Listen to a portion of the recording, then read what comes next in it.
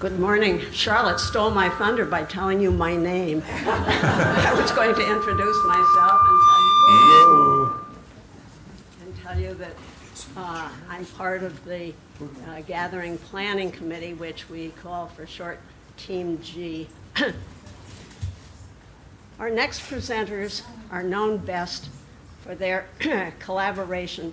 Plato and a platypus walk into a bar, understanding philosophy through jokes. They followed it with two more books about philosophy, illustrated with jokes. Aristotle and an aardvark go to Washington, and Heidegger and a hippo walk through those pearly gates. Daniel Klein and Thomas Cathcart met at Harvard, where they were both philosophy majors. After college, they went their separate ways. Danny worked in television comedy as a writer for Lily Tomlin and Flip Wilson, among others. Then he turned to writing books of all sorts, thrillers and mysteries, 7 of them, nonfiction, 6 books, 3 novels, and 2 plays. After college, Tom studied theology at the University of Chicago. He taught at the college level, became involved with healthcare administration, and eventually as director of a hospice clinic and a boarding home for people with HIV/AIDS. In 2006, Danny enlisted Tom to co-author a book about how jokes can illustrate philosophical ideas. Plato and a platypus walk into a bar was the fruit of this effort. After 40 publishers rejected the manuscript, it was finally accepted and became a bestseller in 2007. Never give up. Danny and Tom have a TEDx talk about their work using humor to illustrate schools of philosophical thought. They have a new book coming out in October, I Think, Therefore I Draw, Understanding Philosophy Through Cartoons. Individually, each of them has recently published a book. Today, while we struggle with the elusive idea of truth, Tom Cathcart and Danny Klein will help us and will add some levity to an otherwise very serious subject. Please welcome Tom and Danny.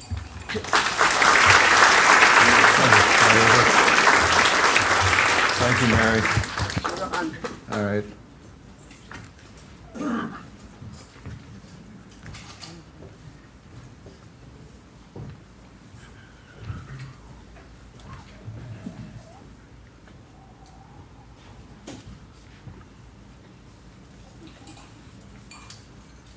So the rabbi is holding court in the village. The first claimant stands up. He's a farmer. And he says, Rabbi, it's not fair. He says, Shmuel over here keeps running his sheep over my land. It's ruining my crops. He shouldn't be allowed to do this. The rabbi says, you're right.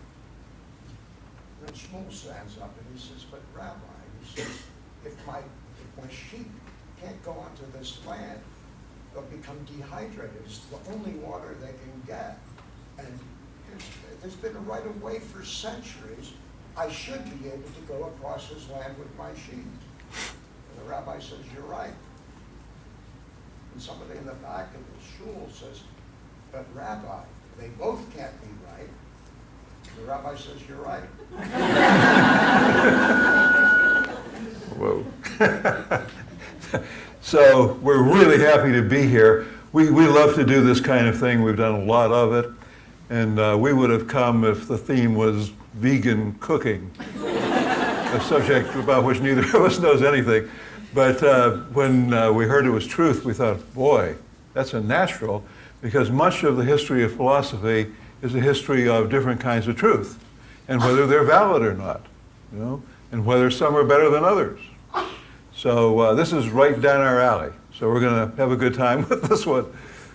Yeah, the joke, by the way, or not by the way, the point of the joke is the idea, it comes from Aristotle, who made a whole compendium of fallacies, that we commit in logic. And this illustrates a basic point of logic called the law of non-contradiction. And that is that it asks for consistency.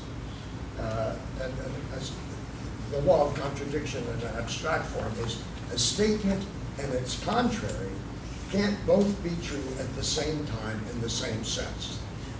So the person in the back is telling the rabbi that he's violating the rule of non-contradiction. And then the ultimate absurdity is the rabbi says, you're right, I can't do that. So we have a few jokes that illustrate this first law of non-contradiction. One thought about it is that you've noticed, bringing up children, and I notice it now with my grandchild, they get this first law, Aristotle's first law of non-contradiction. That's why it's so puzzling that so many adults.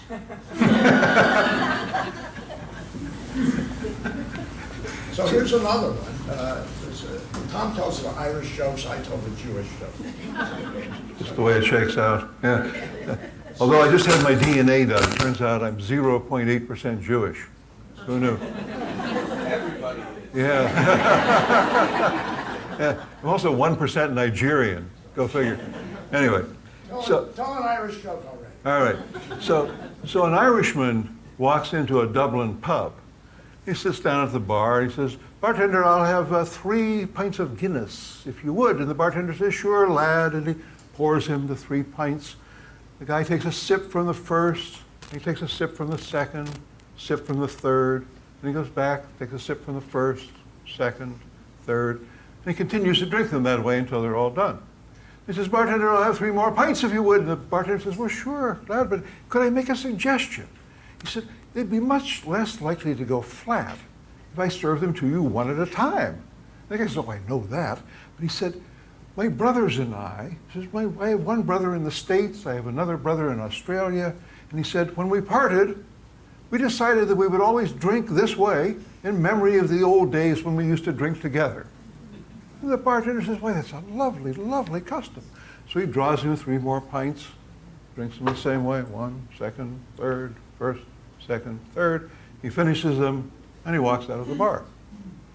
Well, he becomes a regular in the bar. Comes in every night, sits down on the same stool every night. He orders the same way, 3 pints of Guinness, drinks them 1, 2, 3, 1, 2, 3. Orders 3 more, drinks them 1, 2, 3. Oops, excuse me. 1, 2, 3. Every night. It goes on like that. After about 3 weeks, he comes in one night and he says, "Bartender, I'll have 2 pints of Guinness if you would." Ooh, a hush falls over the bar. The bartender says, "Oh, lad, please accept my condolences." The guy says, "Oh, no, everybody's fine." He said, "I just became a Mormon and I had to give up drinking."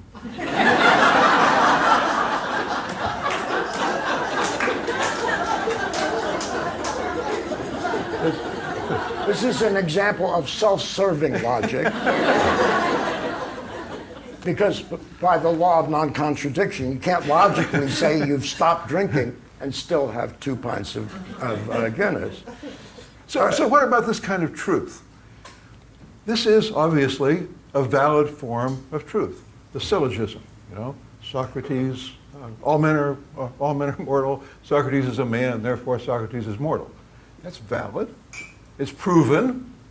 It works. It's eternal. But it doesn't really say much of anything. All it says is the third statement is already implicit in the first 2. So it doesn't tell you much about the world. It just tells you something about the logic of the sentence. But it's still important. Yeah, it's not trivial. It may be, it's not trivial, this bit of logic. You can't really have any kind of rational thought or discourse without it. Irrational discourse is another thing. It's amazing when you do think about it. By the way, your presentation was fabulous. Yes. We're kind of logic for dummies following. But another one, that Aristotle, you know, we're talking a few years ago, even before my father was born, that he pointed out was circular reasoning. Again, something you see being used all the time. And one of our favorite stories about it is this Native American chief, contemporary, and so he's sent by his family, because he's a promising student, to Keystone College, where he majors in creative writing. And so he's not really schooled in the ways of the tribe. But when he gets back to the tribe, they ask him the usual question in the autumn. They say, is it going to be a cold winter? Well, he doesn't know all the signs, and so he kind of hedges. He says, yeah, I think it's going to be kind of cold, maybe gather some wood. And then afterwards, so they go off, they're happy, but afterwards he consults the National Weather Service and asks them, you know, what's the deal? Is it going to be a cold winter? And they say, well, we think it's going to be pretty cold. So he's feeling relieved. And so the next time there's a meeting with the tribe, they say, well, how's it looking for the winter? And he says, well, it's definitely going to be cold. So maybe you better gather some more wood. And once again, they follow his instructions, and once again, on his own, he calls the National Weather Service, and they say, yeah, it's shaping up to be quite a cold winter. You better be prepared. And so he goes back and he tells them, you know, it's going to be quite a cold winter, so maybe you should stock up on more wood. On this goes, and then finally he goes to the help me out here, Tom. I'm a little. He goes back. Yeah, he says, does it still look like it's going to be a very cold winter? And the Weather Service says, oh, it's going to be one of the worst winters we've ever had. And he says, how do you know this? He says, well, the Indians are gathering wood like crazy.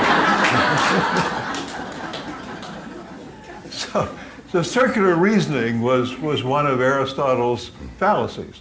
He developed a whole catalog of them, and they haven't really been improved upon since. We still commit them, you know, but these are the untruths. This is, you know, the sort of the opposite of the proven truth that we saw with the syllogism. These are false reasoning that leads you to false conclusions.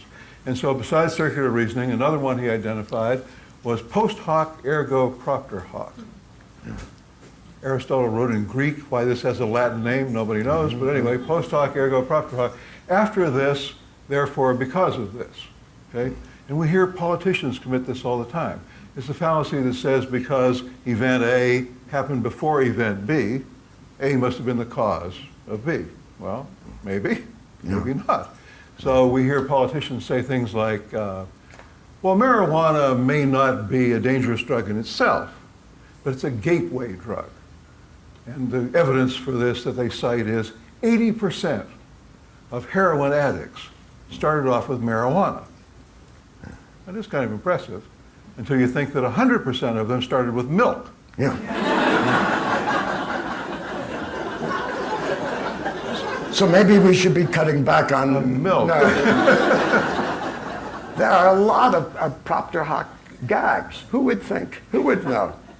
So here's my all-time favorite prop, and there are loads of them, propter hoc jokes. And this is about an old guy who marries a young woman, and he's unable to satisfy her in bed. And actually, it's in Jewish law. You're supposed to satisfy. Who knew this? That you're supposed to satisfy your wife in bed. So he goes to the rabbi and he says, "What should I do about this? You know, I'm not satisfying her at all." The rabbi says, "Well, there is a method that you might want to try." He says, "While you're making love to your wife, have a young man stand over the bed and wave a towel." He says, that should do the trick, you know. And so he hires the kid next door, a strapping young man, you know, gets into bed with his wife. He goes at it, and the kid's going, you know. She doesn't feel a thing, nothing, not a groan. And so he goes back to the rabbi and he says, sorry, it didn't work. And the rabbi says, sometimes we make a slight adjustment to this thing. He says, put the young man in bed with your wife and you wave the towel. So he goes home and he puts the young man in bed with the wife and he waves the towel. She starts moaning and groaning and yelling and screaming and climaxing. And the old guy says, schmuck, that's the way you wave a towel.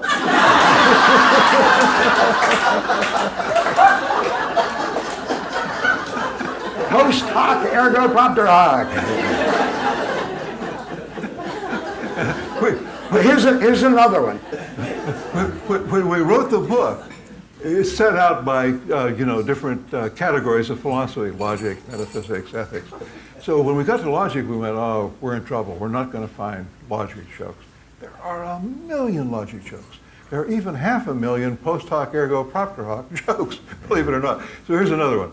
So a Gentile man is about to marry a Jewish woman. A couple weeks before the ceremony, she comes to him and she says, honey, I've got kind of a really big favor to ask of you. I just hope you'll consider this. He says, yes, what is it? And she said, well, it would be very important to my mother if you would be willing to convert to Judaism. The guy thought about it for a minute and he said, yeah. I said, if it's that important to your mother, sure, I'll convert to Judaism. He said, just tell me what's involved. And she said, well, I'm not sure of all that's involved, but she said, I know you'll have to become circumcised.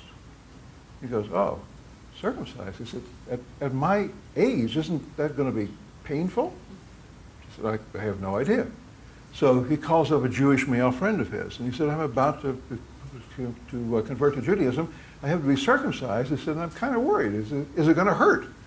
The guy said, well, to tell you the truth, he said, I was 8 days old when I had it done, so I can't tell you whether it hurt or not. I'll tell you this, I couldn't walk for a year afterwards. Post hoc!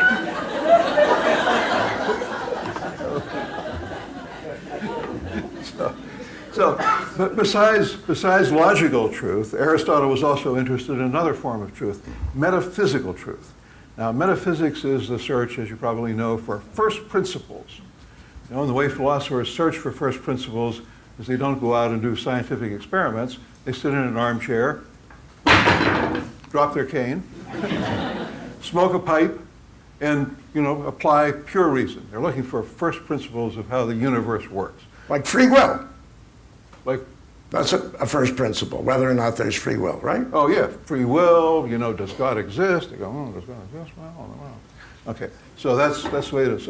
So one of Aristotle's first principles was what he called telos. Telos means the inner aim or goal that everything has. And he said, everything has it. Everything has this inner goal that it's trying to realize.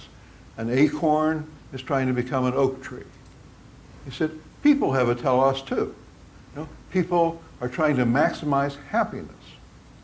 So everybody has this telos that develops as they develop. And sometimes this idea of telos gets out of hand. Mrs. Goldstein is pushing 2 kids down the street, her grandchildren, and a friend stops her and she says, how old are they? And she says, well, the doctor is 5 and the lawyer is 7. Telos. She already knows her telos.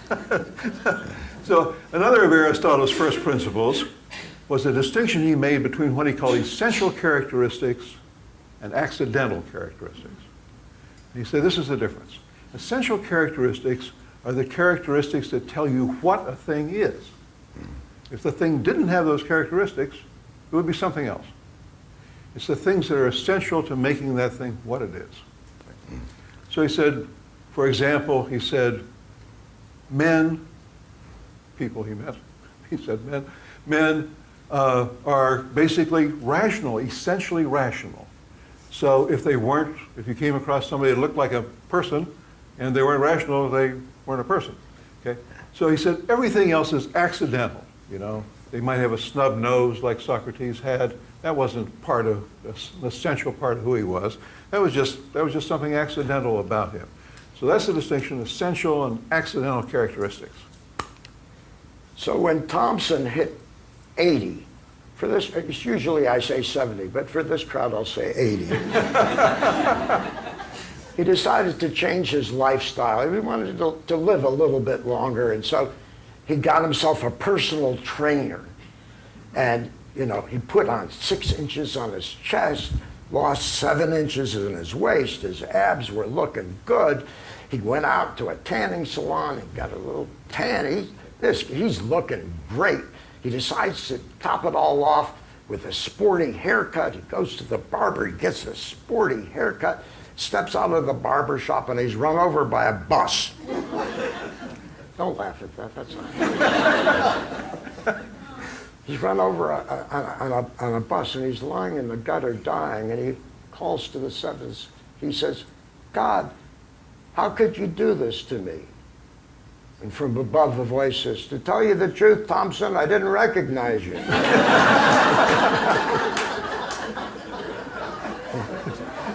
You know, Tom, I'd like to, something that's not in our script.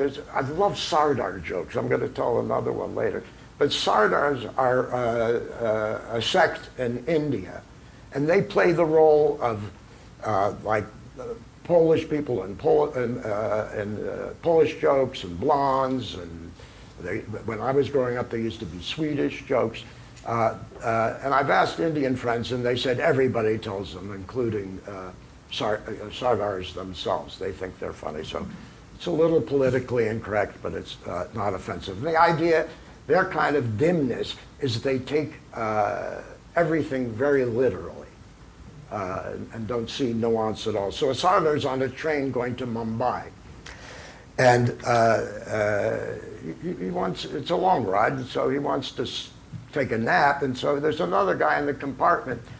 And he says, I'll give you 100 rupees if you wake me up when we get to Mumbai. And the other guy says, 100 rupees? You bet. The Sardar goes to sleep, and the other guy says, geez, that's a lot of money just for waking up. I happen to be a barber. I'll give him a little haircut while he's sleeping. He takes off his turban and he gives him a crew cut. And you know, he says, while I'm at it, I'll shave his beard. You know, nice clean look. You know, they get to Mumbai, and he wakes up the Sardar. The Sardar gives him 100 rupees. The Sardar goes home and goes to the bathroom to wash up. He looks in the mirror and he says, that son of a bitch. I gave him 100 rupees. And he woke up the wrong guy.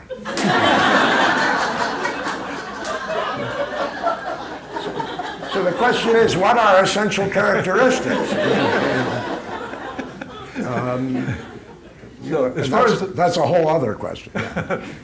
So as far as the truthiness of metaphysics goes, the problem with metaphysical truth is people sitting in chairs with pipes kept coming up with different first principles, you know? They had competing first principles, and there wasn't really any good way, any valid way to, you know, for one to argue that it was better or truer than the other. So you're going to say a little bit about metaphysics and how it fell into disrepute? Oh, you do it this time. Okay, all right. So metaphysics, as a result of that phenomenon, actually began to fall into disrepute in the most recent couple centuries. And but in the early 20th century, Alfred North Whitehead, who was actually the co-author with Bertrand Russell of Principia Mathematica that we heard about this morning, Alfred North Whitehead sort of revived metaphysics for the new era. And he was very conversant with the new science, relativity, quantum physics. He knew this stuff. And so he knew that you couldn't talk anymore about the universe being a fixed system. You couldn't think anymore in terms of the universe being static. It was dynamic. And it was changing only in probabilistic ways that we couldn't even predict. So what he said was that the basic metaphysical principle has to be process, that we don't talk about things anymore. The basic element that if we're going to talk about metaphysics of the world, the cosmos, we're going to have to talk in terms of process. So one of the implications of this, he said, And he also wrote some theology. He wrote a book called Process and Theology. Process and something else, but it's about theology. And what he said in there was that one of the implications of this is our conception of God can't be that he's omniscient in the old way. In the old way, we said he was omniscient. We meant he had like the Encyclopedia Britannica in his brain. But that's no good anymore. So, because the world is evolving. And so God himself, he said, has to learn as he goes along. So he's like the rest of us. He's trying to catch up with the process. And so he's essentially learning. So here's a story that illustrates that. So Alvin owns a little clothing store in Scranton, actually, as it turns out. And one day he hears the booming voice. The booming voice seems to figure in a lot of these stories. Yes, I don't know why. yeah. But he hears the booming voice. The booming voice says, Alvin, I want you to put your store on the market. And Alvin says, why would I do that? I have a thriving business here. He says, Alvin, put your store on the market. He said, you're going to get $3 million for it. Alvin says, no way. The store is not worth $3 million. He says, Alvin, do what I say. Okay, so he puts a sign on the front of his door, business for sale. 5 minutes later, a guy walks in. He says, oh, I kind of like your operation here. He said, I'd offer you $3 million right now. Alvin says, well, yeah, okay. He said, actually, he says, I have the cash with me in this suitcase. So he turns over the suitcase to him. Alvin does a quick count. Looks like $3 million. So he says, well, thank you very much, and walks out the door. He's feeling on top of the world. But all of a sudden, the booming voice says, Alvin, I have one more thing for you to do. I want you to take the suitcase full of the money. I want you to go to Las Vegas. Alvin says, ooh, that doesn't sound good. Do as you're told, Alvin. Okay, you haven't steered me wrong so far. So he gets a ticket to Las Vegas. He flies to Las Vegas. He gets off with a suitcase of money. He's checking into his hotel. If you've been to Las Vegas, you know they make you walk through the casino to get to the elevator. So he has to walk through the casino. So the booming voice says, Alvin, take the $3 million, and I want you to put it all down on a single hand of blackjack. Alvin says, no, please, don't make me do that. He says, Alvin, I haven't steered you wrong yet. Alvin, okay. So he goes over, he puts down his $3 million, single hand of blackjack. The dealer deals. The dealer has a 6 showing. Alvin has 18. So he goes, oh, I'm standing pat. But the voice says, Alvin, no, take a hit. What? Okay, give me a hit. Gets an ace. Now he's got 19. So now he's really feeling on top of the world. You know, he's got this one knocked. The voice says, Alvin, take another hit. Oh, God. Okay, takes another hit. It's a second ace. Now he's got 20. He's feeling like, oh my God, I can't believe my good fortune. But of course the voice says, Alvin, take one more hit. And Alvin goes, oh, Jesus, okay, give me a hit. It's another ace, blackjack. And the booming voice says, unfucking believable. As you'll see, even God is using bad language these days. It's kind of trickled down, you know.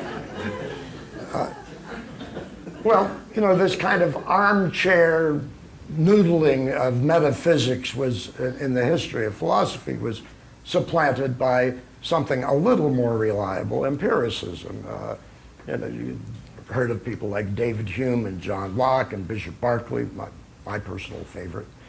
And they say that the way to truth isn't through some abstract noodling about first principles, that you get the truth by observing it. And this, of course, led people to think that all you had to do was observe and then you get the truth. But there's a problem of, it's more complicated than that, because you have to put your observations in some context.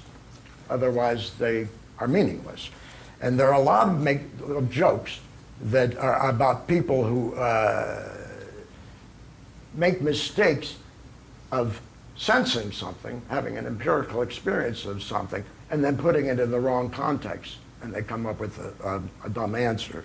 And what better source for these than the Sardars to illustrate this? So the chief of police in Mumbai is interviewing for detective. And it turns out that there are 3 Sardars apply for the job, and so he decides to give a little test for them. So takes the first one in, and he shows him a photograph of the suspect, then puts it back, and he says to the Sardar, he says, "Tell me what you've learned about this suspect, just from that experience." And the Sardar says, "Well, this guy's going to be easy to find. He only has 1 ear." And the chief of police said, "You idiot." He says, "There's a picture in profile." Get out of here. You know? He calls in the second Sardar, and he does the same deal, shows it to him, puts it away, and the second one says, "Oh, this guy, true identifying characteristic, he only has one eye. And the guy says, "Oh, it's profile, get out of here." And he calls in the third Sardar, and the Sardar looks at it, and he thinks for a while. He says, "It's interesting." He says, "This guy wears contact lenses." And the chief of police said, "Well, that's interesting." He says, "Actually, I don't know. Let me look in my files." He looks in his files, and sure enough, the guy does wear contact lenses. He says, "That was amazing, young man." He says, "How did you come to that conclusion?" He says, "Well, you know, with 1 eye and 1 ear, he can't wear glasses."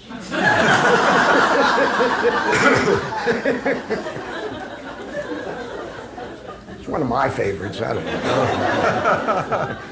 Can I just interject something that has nothing to do with philosophy? Go. And that is, we were at a college another college in Pennsylvania called Bucknell, and it was about philosophy and humor. So, you know, we were right at home. And we were invited to come to a comedy night, or what was it called? Open mic. And there were young people performing. And they had a limit, I think, of 5 minutes. And they didn't tell jokes. And this is when it became clear to us, I don't watch that much television, that jokes are kind of going out. And mostly they do kind of personal experiences, a lot of them having to do with going to the bathroom. You know, there was one whole thing about a guy with diarrhea. And we felt very old. And I must say, when we told jokes, we could sense with the young people, like, yeah, get to the point.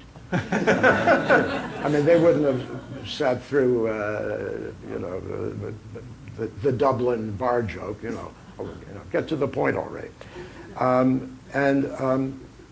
So it's a pleasure that you people like jokes. You know, I come from a long tradition of telling jokes, and the jokes were always fables. You know, they were not just to get a laugh, they were to demonstrate something, usually some moral thing, you know, like, you know, the son asks for the keys to the car, and then your dad would sit you down and say, "Let me tell you a story," you know. Anyhow, it makes me happy that you like jokes. And it's probably because you're old. So, empirical truth, is that real truth? You know, can it really prove things? Yes and no. Observation, obviously, is better than sitting with your pipe and making stuff up. But, you know, it can get off the rails, too. For one thing, there are always more observations to make. You can collect all the data in the world, but there's always additional data that you can collect. And that's why science grows. And that's why, unlike mathematics, that's why one generation of scientists says, no, it isn't really ether, it's really, you know, it's really gravity. That happens that way because there are more and more observations, but also there's more and more thought given to how those observations fit in with everything else we know, to the context, what we were calling the context before. So empirical truth grows. It's an approximation hopefully it gets closer and closer and not further and further away from the truth, but it's still, it's iffy. You know? It's iffy. So, but in the Western world, empiricism has become the theory of knowledge, you know, to such an extent that if somebody tells us something they know to be a well, I hesitate to use the word fact these days, but if in the old, you know, up until a year ago, if somebody told you something that purported to be a fact, you would assume that somebody came about this by observation. They came upon it empirically, or somebody else did and told them, or whatever. But you know, the cash value of it would be that somebody had an observation of it. So there's even a joke that illustrates that, how empiricism has become our default position. So these three women are in the locker room of their country club. And all of a sudden, a man goes running through the locker room. He's wearing nothing but a bag over his head, stark naked.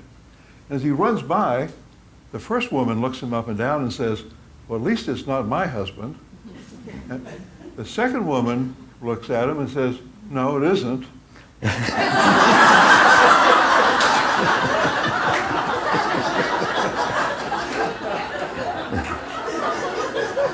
The third woman looks at him and says, he's not even a member of this club. My favorite all-time joke.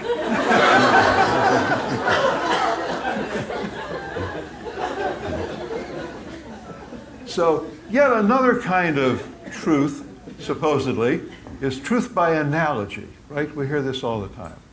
You know, right now, you know, we have the, what do they call themselves? The intelligent design people who use the argument from analogy. You know, they say, you know, if you found a man-made object on the street, an iPhone, you picked it up, even if you'd never seen an iPhone before, you'd say, well, this had to have an intelligent creator. A person had to have made this. So they say, well, the same thing applies to the universe. You know, if you look at the whole universe, you'd have to say some intelligent creature, you know, had to have made this. Or an eyeball is their favorite example. You know, it's complicated as an iPhone. So if you say, if you came across an eyeball, you've never seen one before, I don't know how you would come across it without seeing it, but you would say, you know, this had to be created by an intelligent. Well, maybe, maybe not. Because analogies, one thing about analogies is they're never perfect. If they were perfect, they wouldn't be analogies, right? You know, an analogy is this thing is like that thing. Well, if they were the same thing, that wouldn't even be an analogy. Yeah, also don't you run into the trouble if you're trying to make an analogy from a concrete thing, let's say the iPhone, to the whole cosmos, you're jumping into a whole different category of experience. That's right, and that's what David Hume said. He said there isn't anything analogous to the cosmos. You know, like, where's the analogy here? Yeah, the cosmos is everything. the cosmos is supposed to be one thing, the universe. So anyway, there are a lot of jokes about arguments from analogy. And some analogies work better than others. And actually, here's one that works pretty darn well. So a 90-year-old man goes to the doctor and he says, you know, I got some great news. Me and my 18-year-old wife are expecting a baby. And this is a joke with a story inside it. I love it. And the doctor says, let me tell you a story. He says, a guy decides to go out hunting bear. But on the way out of the door, instead of grabbing his rifle, he grabs his umbrella. He goes to the woods, he sees the bear, and he shoots the bear dead with his umbrella. And the old man says, well, somebody else must have shot it.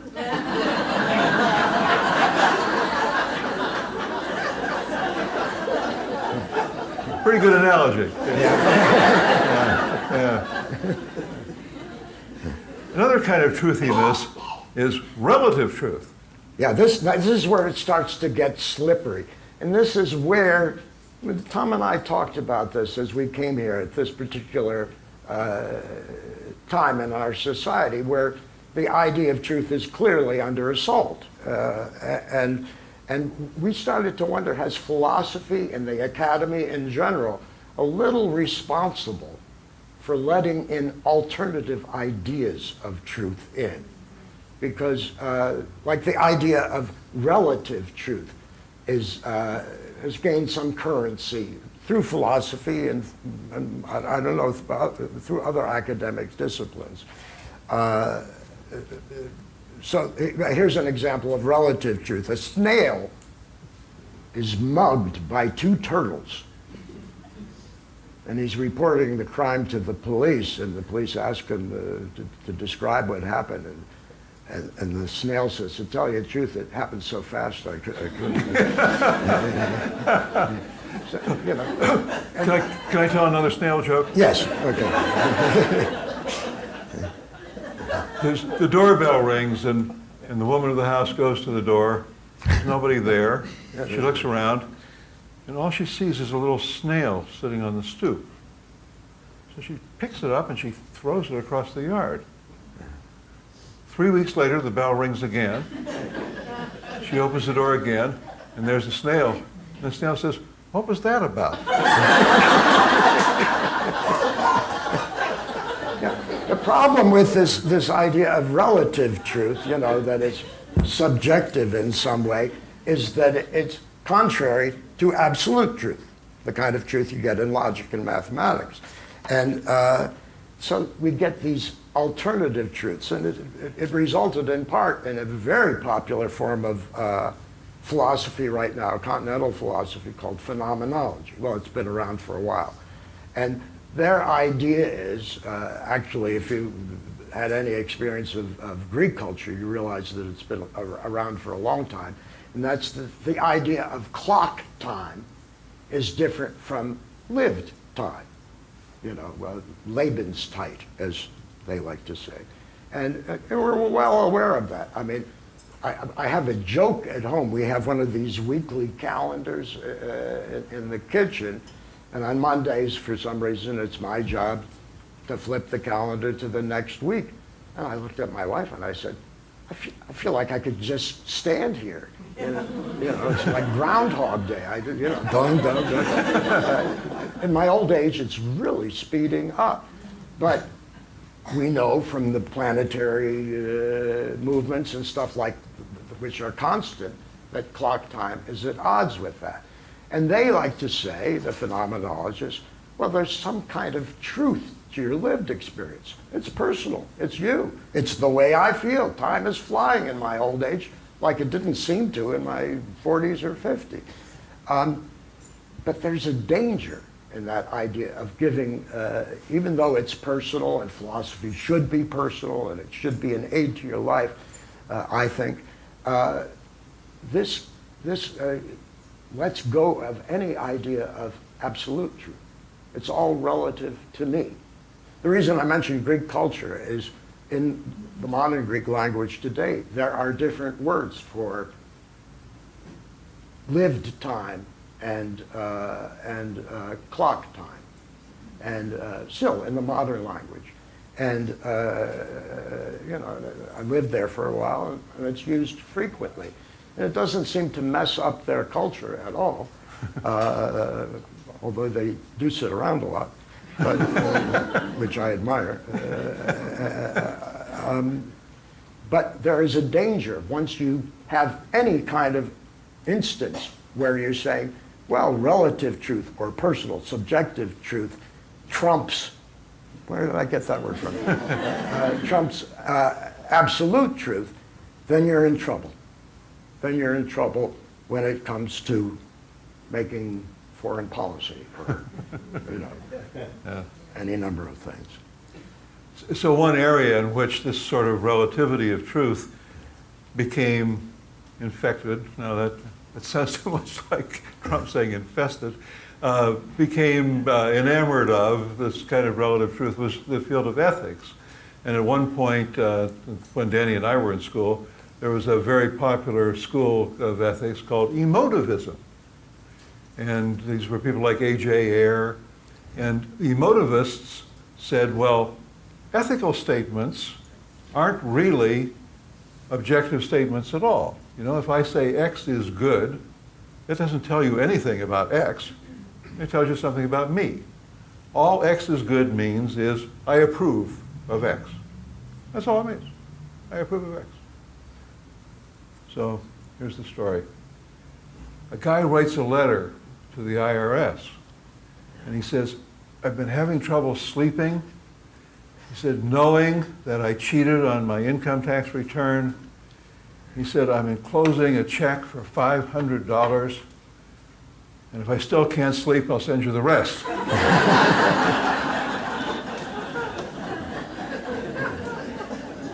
And of course, for much of the population, the whole idea of empiricism and that whole kind of epistemology, theory of knowledge, is again subsumed. Is that the word? How do you say that? It's by the idea of truth as divine revelation. That's the ultimate truth, and it overpowers any kind of empirical knowledge you have. God says it, it's true. So this guy is taking a walk in the woods, and he trips, and he falls down a well. And he falls hundreds of feet, and he's flailing about, and finally he grabs onto the spindly root, and he just hangs onto it for dear life. And he looks up, and all he sees is this circle at the top of the well. And he says, is there anybody up there? No answer. And he shouts again, is there anybody up there? Again, no answer. Is there anybody up there? All of a sudden, there's a thunderclap, and our famous big booming voice says, I am the Lord your God. Have faith in me, and I will save you. Let go of the root, and all will work out. Is there anybody else up there?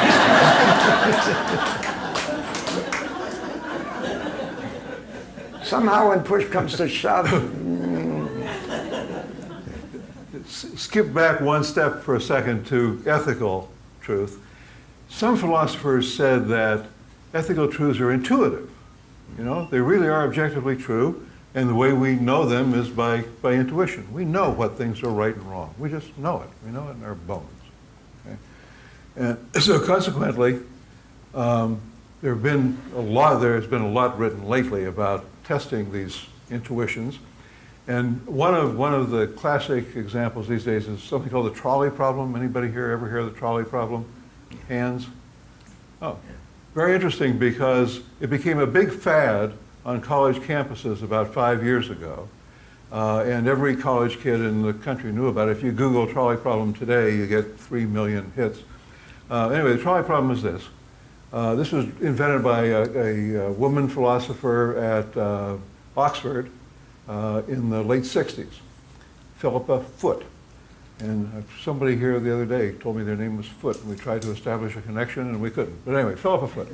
So Philippa but Foot. you got your foot in the door. Oh, that was bad. I'm sorry.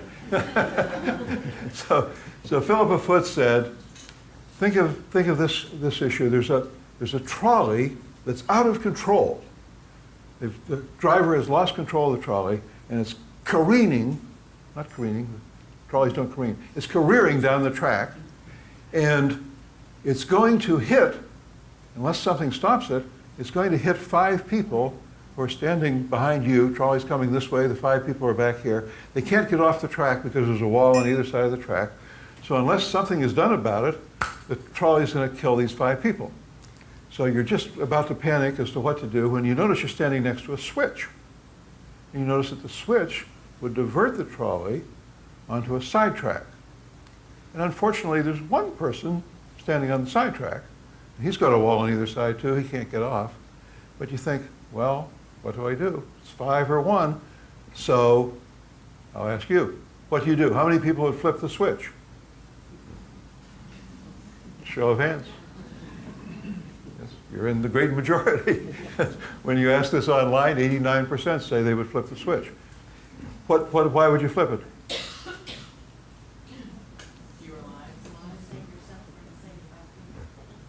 Save 5 people. Okay, yes. Better to lose 1 than 5, right?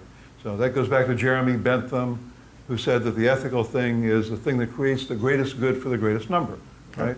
So better say 5 than 1. The 11%, by the way, who don't think they would do it, most of them say, you shouldn't play God. You should just let happen what's going to happen. You shouldn't intervene. But 89% say, yeah, greatest good for the greatest number. Okay. So now, another philosopher came along, American woman also, Judith Jarvis Thompson, who was at Yale. And she said, no, actually she wasn't at Yale, she was at MIT. In any case, she said, okay, try this scenario. Now, instead of standing beside the track, you're standing on an overpass over the track. And you see the trolley coming out of control. There's no switch. There's no siding. Behind you are the 5 people. Something has to be done to save the 5 people. And you think, well, if only I could find a heavy object, I would throw the heavy object in front of the trolley and stop the trolley. So you look around. There's nothing on the overpass. And then you notice you're standing next to a very fat man. How many people would throw the man? Oh! That's just because you're We got a good one here. Okay, I didn't see nearly as many hands. Okay, so, it just goes back to the point that we have different intuitions, So in some situations, we intuit that, we have this principle, greatest good for the greatest number. But in another situation, we don't intuit that principle at all. We intuit something totally different. And most people can't explain why, people that give the 2 answers. Well, isn't part of it, the difference between the 2 scenarios is one is hands-on. You actually have to touch flesh. That's what some people say. Yep. Yeah. Some people say that. Some people say a lot of different things. And there Most used to be- people, however, there's an online version of this. You can look it up. It's called the Moral Sense Test. It's Or they can read his book. He wrote a book about it. Yeah. Well, thank you, Danny. Yeah. But in any case, now I forgot what I was going to say. Doesn't matter.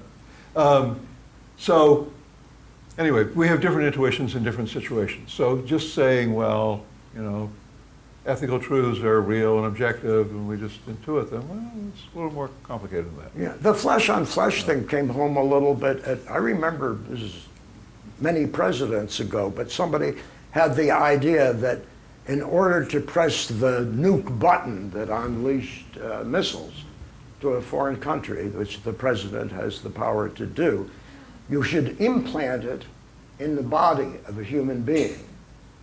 And that for him to press the button, he would have to slice open the human being, before unleashing something that'll kill 1 million people. Just one person. And that will give him pause. Isn't that interesting? Yeah. And then there's the other one that you have in your book that I love, and that is there's a car pileup on the highway, and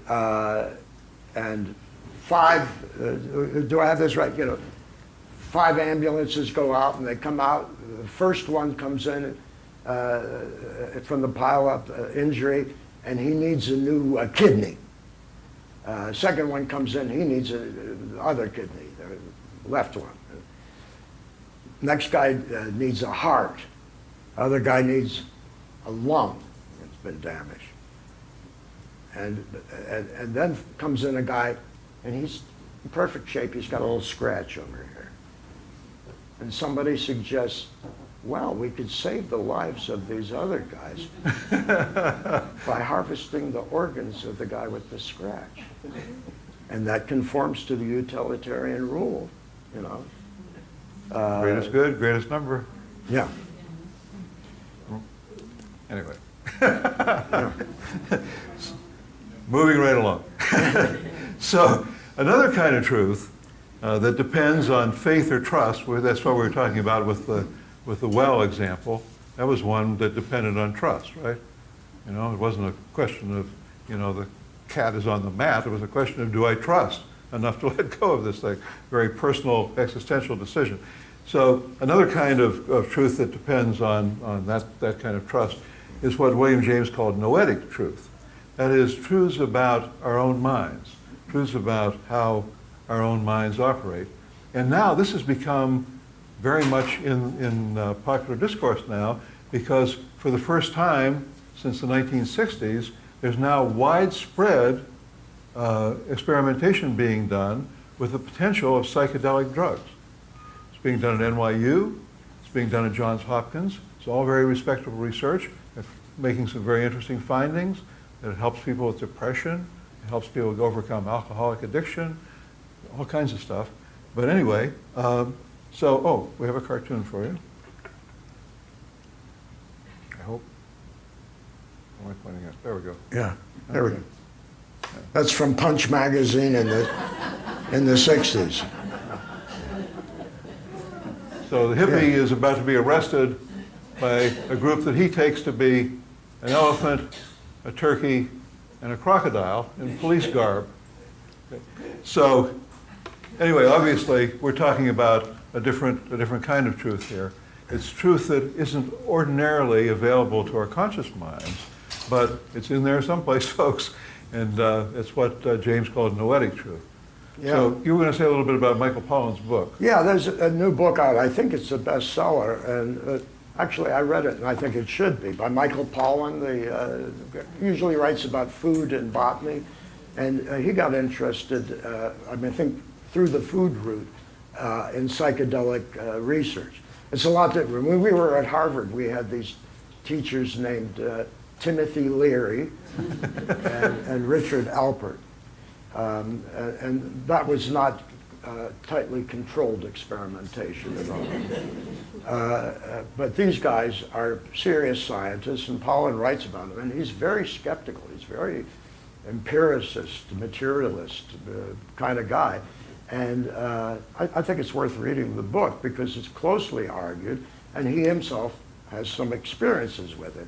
And he raises the question of, is this alternate reality that you sense when you're on psilocybin, the magic mushrooms, is that a hallucination, or have you opened up another door of perception that is unavailable to you unless you take this drug?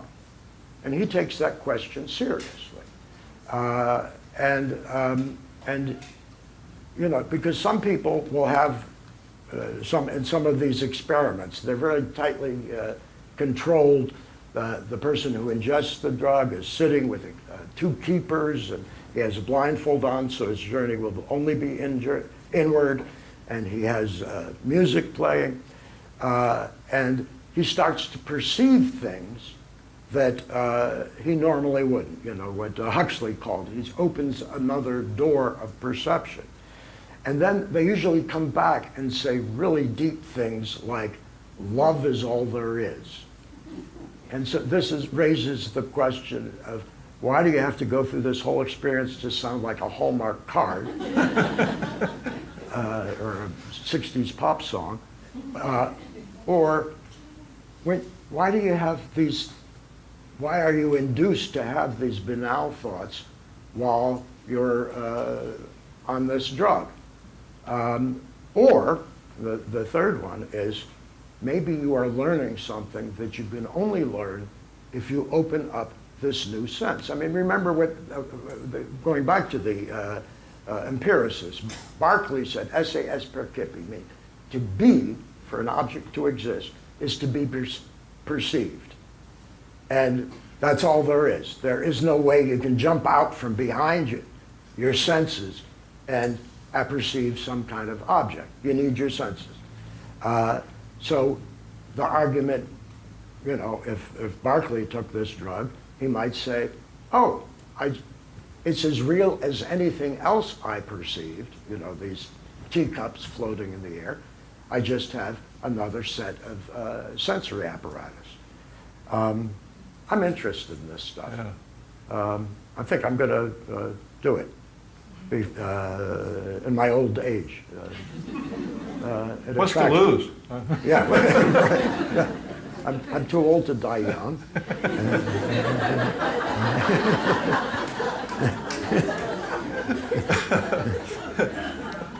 So how do you answer this question? You know, love conquers all. You want us to stop?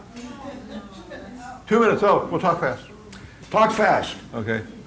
Actually, let's skip what I was going to say and let's go to, Let's go to the difference between analytic and synthetic. It's my favorite. I love it. Okay.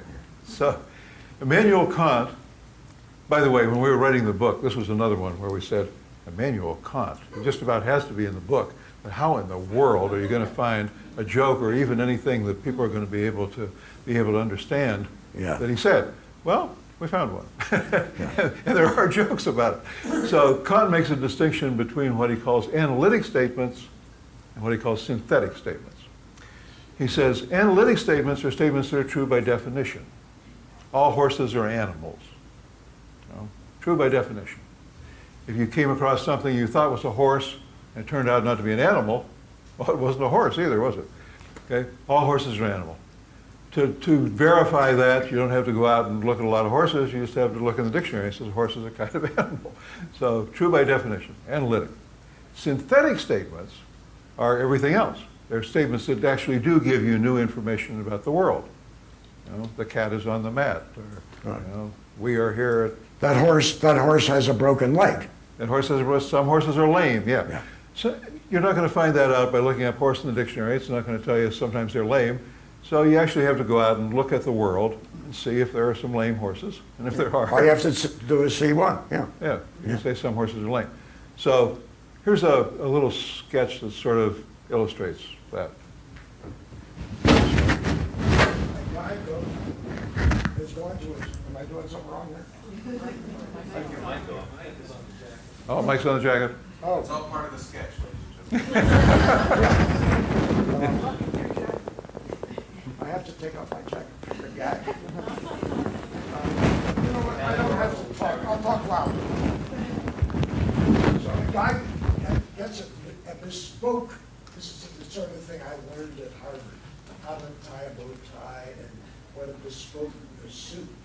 These are things they didn't teach us in New Jersey. And so he gets it. That means it's made to order, measured by the tailor, and he goes in to get it. And he goes to the tailor. Yes, Mr. Klein. Yes, how are you? I'm good. I think you're going to love this suit. Yeah, thank Here, you. try on the jacket. Yes, thanks, sir. Yeah. Thank you. Oh my God, that jacket is you. Oh, I love it. Good. You call this a bit, hey, the sleeves are too long. What's wrong with you? Whoa, you're holding your arms wrong. Wait, here. Put them up like that. Put that back. Okay, wait. Stick this arm up like that. Okay. Pull that one over. Yeah, that's good. Oh, I love it. Perfect. Now it's riding up on the back of my neck. Oh, that's because you're not doing this right. Lean your head back. Okay.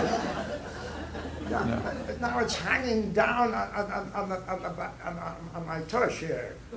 Okay. This is a two-stepper. Be careful. Keep the head back. At the same time, lean forward at the waist and maybe slightly to the right. Okay. Thank you so much. Please give my name to your friends. So the guy walks out of the store, and as he walks out, two passersby see him going by. And the first one says, "Oh my God, look at that poor crippled gentleman. My heart really goes out to him." The second one says, "Yeah, but his tailor's a genius. He fitted perfectly with that suit."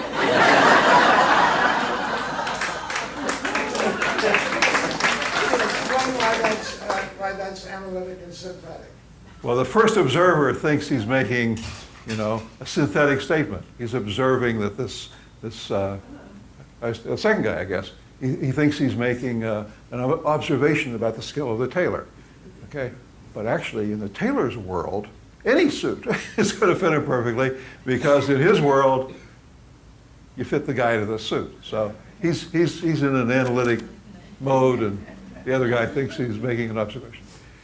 So, thank you very much.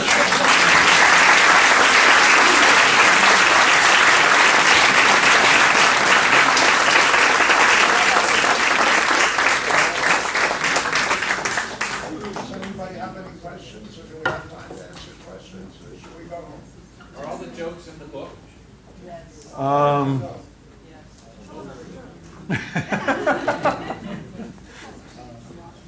can tell you another, no, I won't.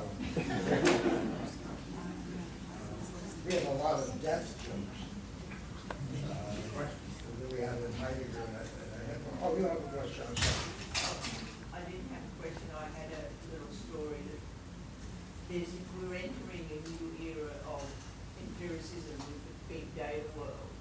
So I've got a nice story for you. So there are people who study how good big data-driven image recognition programs work. And so some researchers have come up with a big data image recognition program, and it was really good at recognizing horses, really fabulous at recognizing horses. And then somehow they discovered actually whatever the program was doing, the AI was doing, it wasn't recognizing horses, it was recognizing the grass, because the horses were usually standing on the grass. And so this, precipitated this huge flurry of discussion and interest about, well, what is this thing, this new entity, these AI programs actually recognizing? And one of the researchers pointed out that the program itself apparently is known for having an interesting anomaly about it. That when they set the program up and trained it, apparently it's a well-known phenomenon that it had too many giraffes in its training set, which all raises the question about, well, what is the correct number of giraffes? Are there any aardvarks in the training set? Who gets to decide the animal makeup of the training set? Can I apply for that job? There are a whole lot of things that are happening now with AIs like this, where we really have no idea what is the relationship between the input and the output, even though they are technically working. Interesting. Thank you. Yeah, thank you for sharing that. Yeah. Anybody else, real quick? Okay, I'll tell you. Oh, okay. All philosophical principles can be illustrated by jokes. Can all jokes be worked into a philosophical principle? No, particularly not puns. Particularly not puns, which make up about 50% of common Yeah. jokes. They They Danny also did. prevent from translation. Our book is translated into 30 languages, and if it had puns in it, we would have been lost. So that was just a lucky thing. But they aren't conceptual of the way the jokes are. I don't know why I have death on the mind. I'm afraid we're going to have to call it at this point. Okay. Not even one death joke? Not with this crowd. Thank